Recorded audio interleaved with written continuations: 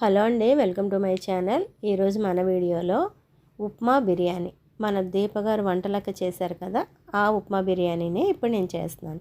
First అయితే stove వెలిగించుకొని pan పెట్టుకొని సరిపడా ఆయిల్ పోసుకోవాలి. తర్వాత తాలింపు గింజలు అన్నీ వేసుకోవాలి. ఎండుమిరగాయ మాత్రం వేయకూడదు.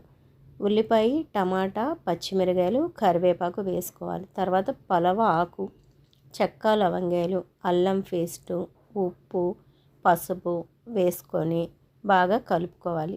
కలుపుకున్నాక వాటర్ పోసుకోవాలి. అంటే ముందు అవన్నీ బాగా మగ్గాలన్నమాట. మగ్గిన తర్వాత వాటర్ పోసుకొని వాటర్ కొంచెం మరుగుతున్నాయి అన్నప్పుడు కొత్తిమీర వేసుకోవాలి. మీకు నచ్చితే జీడిపప్పులు కూడా వేసుకోండి. నేనైతే జీడిపప్పులు వేయలేదు.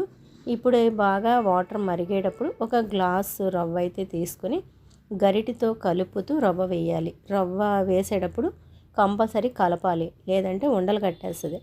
అదంతా దగ్గర పడుతూ ఉన్నప్పుడు చీజ్ వేయాలి. చీజ్ వేస్తే ఈ ఉప్మా బిర్యానీ అదిరిపోతుందండి. చాలా చాలా బాగుంటుంది.